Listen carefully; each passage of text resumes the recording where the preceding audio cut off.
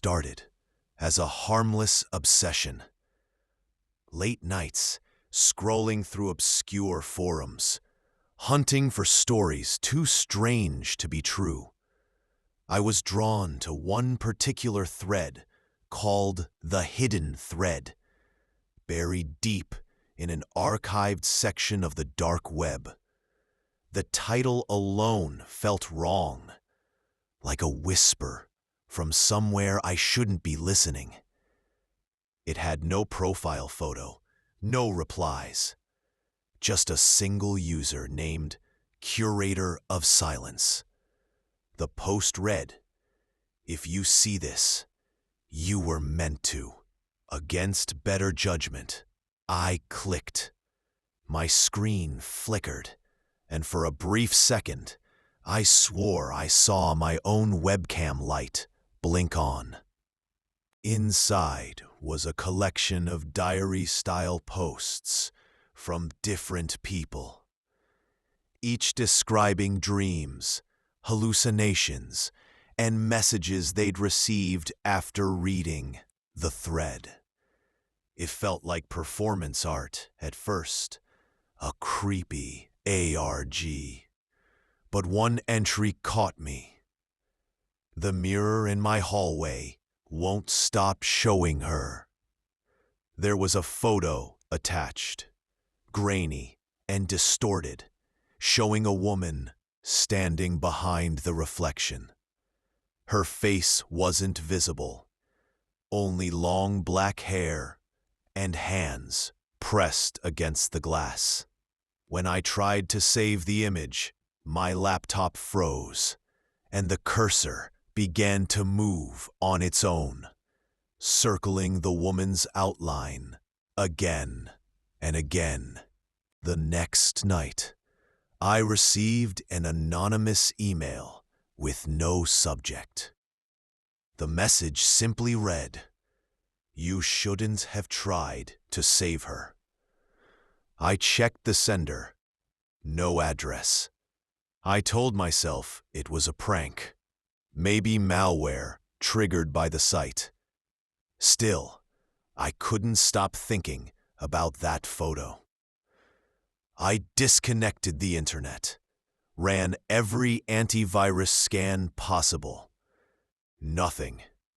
Then, as I got up from my desk, the mirror across my room caught my attention.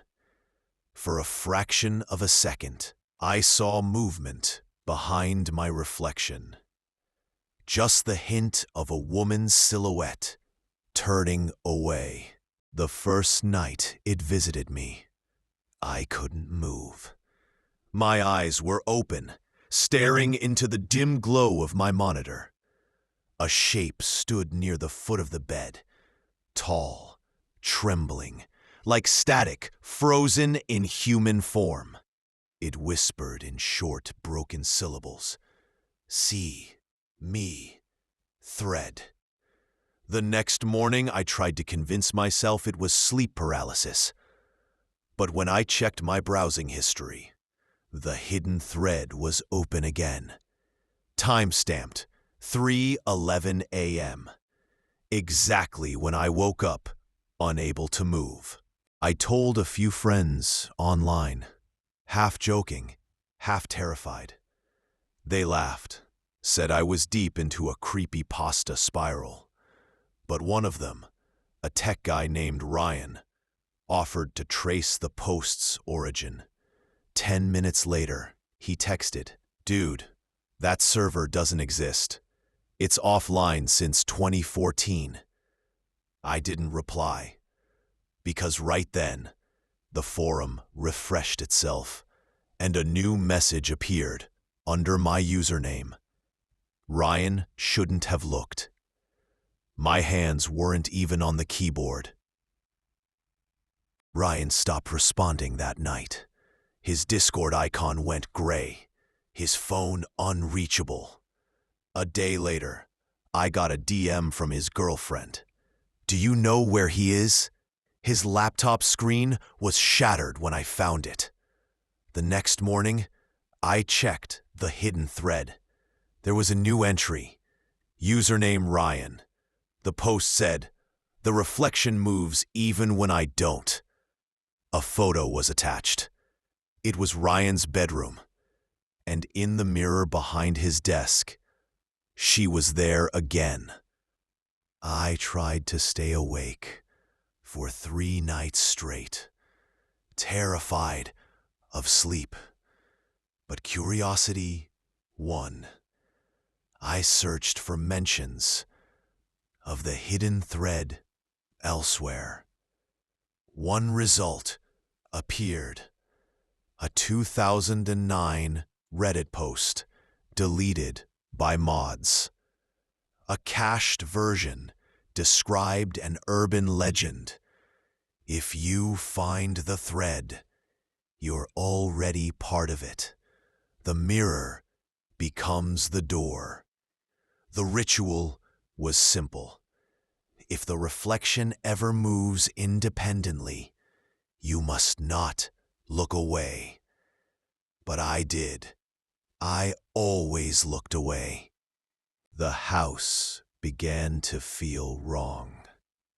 My reflection lagged half a second behind me.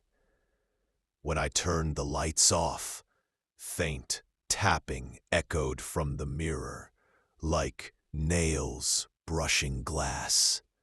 My reflection's lips began moving when I was silent.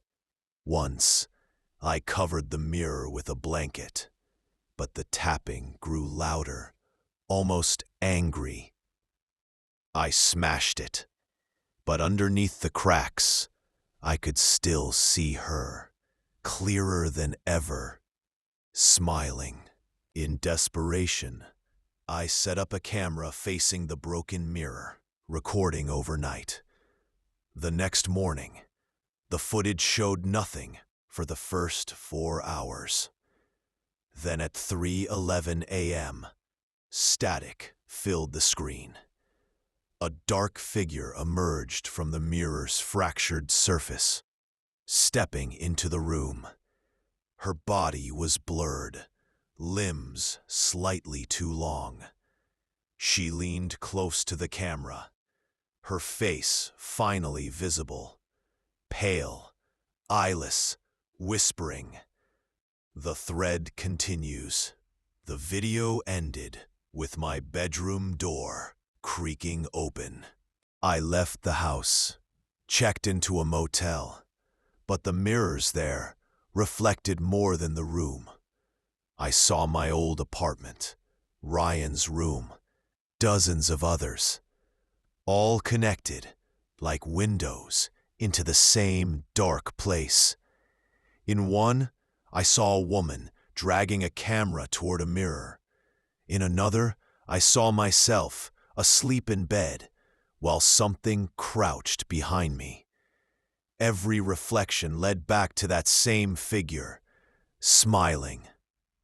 I tried destroying every reflective surface, covered screens, shattered glass, even unplugged the TV. Still, her reflection appeared faintly on my phone whenever it was off, like a ghost burned into the pixels. I stopped seeing my own face entirely. The reflection was always hers now. And then I realized she wasn't haunting me. I was becoming her. I returned to the forum, desperate for answers. But the page was empty, except for a blinking cursor. I typed, "What do you want from me?" The reply came instantly. "You already gave it. Your eyes." My webcam light turned on again. My reflection on the black screen smiled before I did. Friends stopped contacting me. My messages went unread. When I finally checked my reflection in a store window, the face staring back wasn't mine. Her hair, her pale skin, her empty sockets. Yet she smiled with my expression. People began avoiding me in public. One man said he saw something moving under my skin. I haven't seen sunlight in days. I'm writing this from an old public library computer. Every few seconds, the monitor flickers, and I see her standing behind me. I know what happens next. I found Ryan's final message in the thread before it vanished. Once you post, you pass it on. My hands are trembling, but if you're reading this, don't look into any mirrors tonight, especially not after 3:11 a.m. User has been inactive since this post. A week later, a new account appeared. The curator of Silence 2. It posted a single image, a reflection of a woman sitting at a computer, writing a story. The caption read, "If you see this, you were meant to."